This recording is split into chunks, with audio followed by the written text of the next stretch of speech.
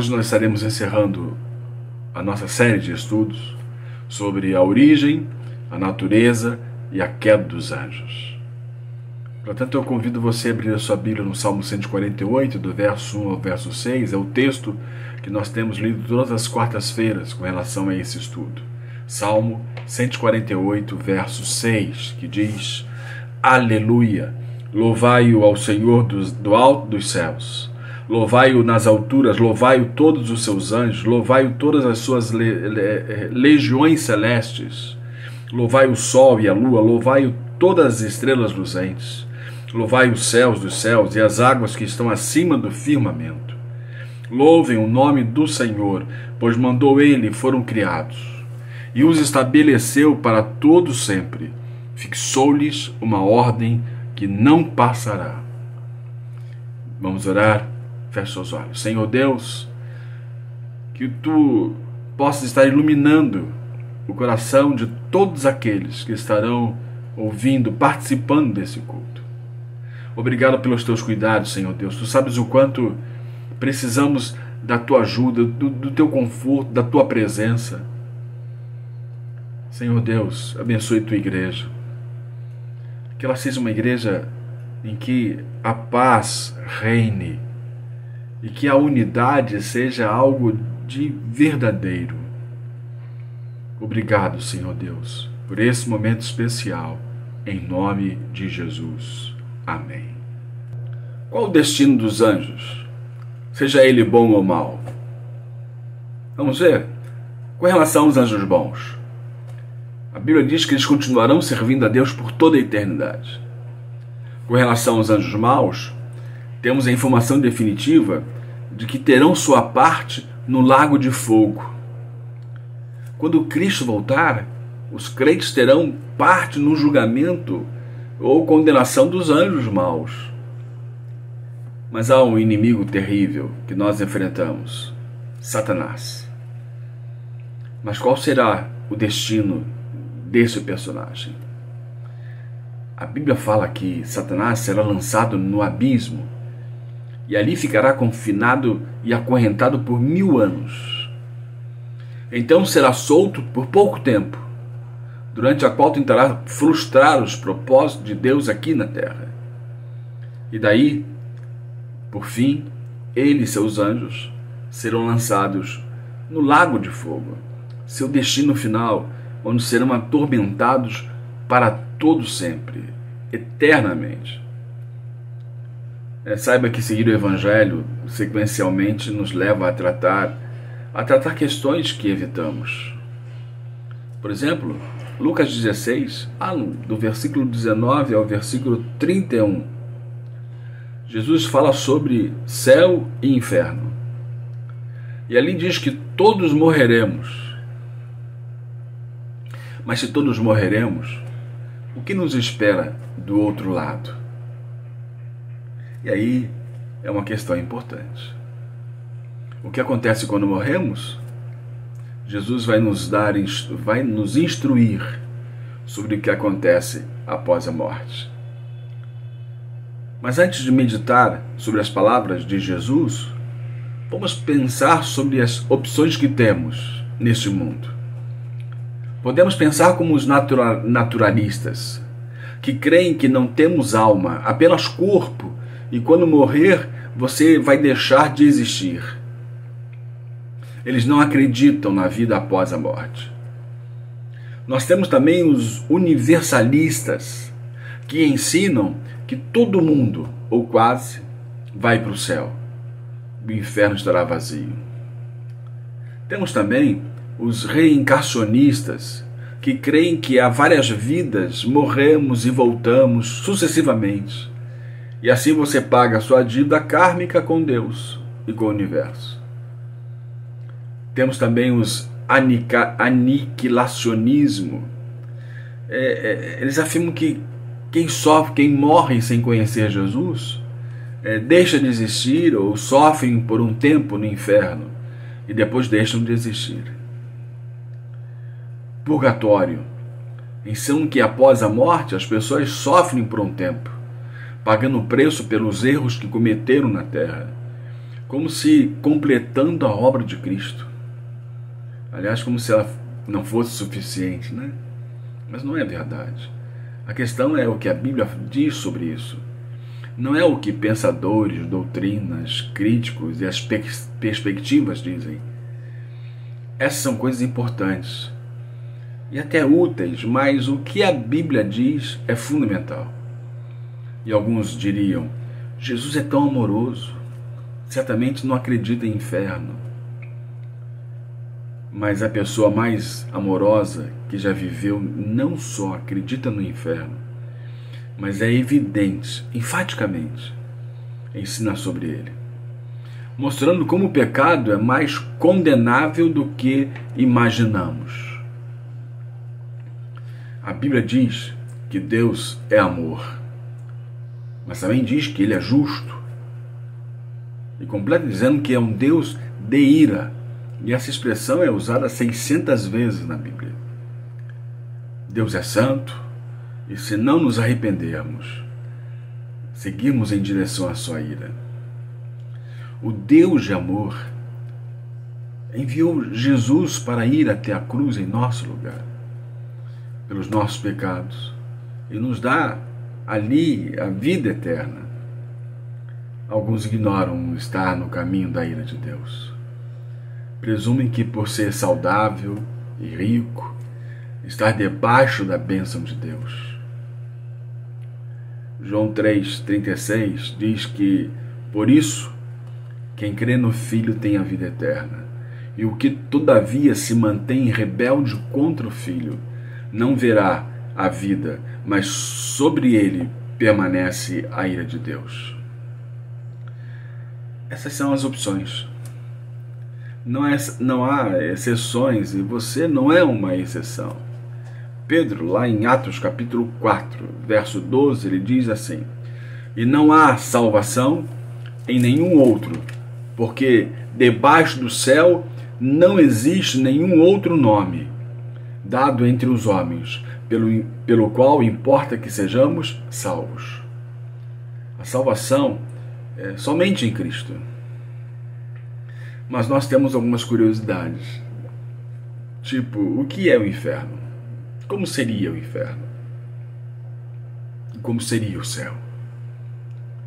Existem 4 perguntas, que são as 4 perguntas mais comuns sobre o inferno. A primeira é como, o que é o inferno? Jesus fala do inferno e usa como ilustração o Geena. Geena refere-se ao vale de Inom, fora das muralhas de Jerusalém. Esse vale ele era usado como depósito de lixo, onde se lançavam os cadáveres de pessoas que eram consideradas indignas, restos de animais e toda outra espécie de imundície. Se alguém morresse e fosse jogado lá, era considerado uma terrível humilhação. Hoje esse lugar não está ativo e os métodos modernos substituíram esse sistema, é claro. Neste local usava-se enxofre para manter o fogo aceso e queimar o lixo. Por esta razão ele se torna um lugar desprezível, abominável para Israel. Posteriormente, mais tarde, escolheram esse lugar para ser um depósito de lixo, fezes e cadáveres. Como resultado, havia muitos vermes e fogo sempre queimando, e Jesus diz que o inferno é como Geena. Em Isaías 66, ele diz assim: o inferno onde não lhes morre o verme, nem o fogo se apaga. Portanto, o inferno é um lugar maldito, desgraçado, amaldiçoado, onde as pessoas sofrem para sempre. O inferno é real, acreditem. As pessoas estão indo para lá. Incrível, né? Existem pessoas ainda que acreditam que não possam ir para o inferno, mas estão indo para o inferno com seus maus pensamentos, por conta dos seus pecados não confessados, por não serem salvos em Cristo Jesus. Você ainda está vivo? Claro que está me ouvindo? Você tem tempo para pensar sobre o seu destino. Você tem tempo para pensar o seu futuro, o seu destino eterno. Mas há uma segunda pergunta sobre o inferno. As pessoas podem negar a Deus por toda a sua vida terrena e ter uma segunda chance após a morte? Não, de maneira nenhuma. Lemos em Lucas 16, nós não vamos ler o texto, mas de 19 a 31, que depois que os dois homens morrem, um abismo foi posto entre eles. Você morre, é julgado, condenado e viverá para sempre debaixo dessa sentença final. A Bíblia não apresenta nenhuma oportunidade de arrependimento pós-morte ou de reencarnação. Isso é tudo. Decida, céu ou inferno, enquanto você ainda está vivo. Mas há uma terceira pergunta que se faz sempre: o inferno é temporário ou as almas dos condenados serão destruídas? Não deixam de existir, mas estão perdidos para sempre. O pecado contra Deus eterno é um ato que exige uma consequência eterna. Sobre a eternidade de tormento consciente da alma, lemos lá em Daniel 12, versículo 2. Muitos dos que dormem no pó, na terra, ressuscitarão, uns para a vida eterna e outros para a vergonha e horror eterno. Uma quarta pergunta que se faz: no céu lembraremos de nossos familiares que sofrem no inferno? Essa é uma pergunta muito boa, embora não tenhamos a resposta. A Bíblia diz que tudo o que precisamos não é o que queremos saber. Deuteronômio 29, verso 29, ele diz assim: as coisas encobertas pertencem ao Senhor, nosso Deus. Porém, as reveladas nos pertencem a nós e a nossos filhos, para sempre, para que cumpramos todas as palavras dessa lei. Bem, e o céu? O que é o céu? Os homens estão tão preocupados com os problemas, circunstâncias, prazeres da vida diária que não sobra tempo para permanecerem onde viverão após a morte. Muitos vivem 70 anos, alguns chegam a 100, sem interessar-se com a mais intrigante e importante questão da vida: onde passarei a eternidade? Temos do nascimento até a morte para responder essa pergunta, mas infelizmente a vida de alguns é ceifada tão repentinamente que não é possível respondê-la. Por meio do testemunho de Jesus, de Paulo e de João, nós aprendemos que o céu é um lugar real. Assim como o inferno existe, o céu existe. Agora, teremos a oportunidade de compreender algumas verdades a respeito do céu. A primeira verdade: o céu foi criado por Deus. A Bíblia tanto afirma que o céu foi criado por Deus, como também que o céu é a habitação do Senhor e dos anjos. Ao ensinar os discípulos como orar, o Senhor Jesus afirmou que Deus está no céu. E que ele diz lá em Mateus 6,9? Pai nosso que estás nos céus. Assim, precisamos esclarecer que a Bíblia descreve 3 céus. Lá em Mateus 6,26, o que está acima de nós, ou a atmosfera da terra. Em Mateus 24, verso 29, o espaço onde estão os astros. E lá na segunda carta de Paulo aos Coríntios, no capítulo 12, versos 2 e 4, diz que o paraíso, ou o terceiro céu, que é a morada de Deus e dos anjos. Uma segunda verdade sobre o céu é um lugar de bem-aventurança para os crentes. O primeiro registro dessa verdade está em Gênesis 5:24. A Bíblia afirma que Enoque, um homem santo do Antigo Testamento, foi levado por Deus para o céu.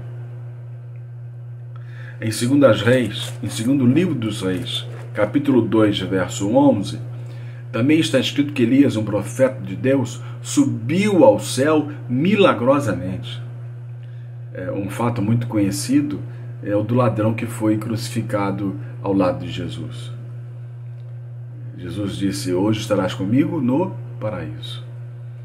O céu é também uma demonstração do amor de Deus por você. Deus ama você. Deus ama. Deus nos ama. Por isso Ele criou o céu, para que você e eu vivêssemos eternamente com Ele. Uma terceira verdade com relação ao céu: o céu é um lugar de alegria e adoração a Deus. De acordo com a Bíblia, no céu não haverá qualquer tipo de tristeza, doença ou morte. Em Apocalipse 21, verso 4, nós lemos que Deus limpará de seus olhos toda lágrima, e não haverá mais morte, pranto, nem clamor, nem dor. Portanto, o céu é um lugar de eterna alegria, adoração a Deus. Hoje, nossos corpos são afetados por muitas doenças, fraquezas, e com isso ficamos tristes e desanimados. Todavia, no céu, receberemos um corpo especial, incorruptível.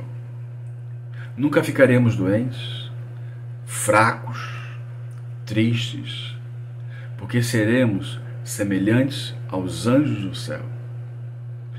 Quer uma quarta verdade? No céu receberemos um corpo perfeito e imortal. A Bíblia declara que no céu receberemos da parte de Jesus um novo corpo. Deus transformará o nosso corpo mortal em um corpo imortal, incorruptível e glorioso. Nossos corpos jamais se definharão e assim estaremos para sempre com o Senhor. Quero uma quinta verdade?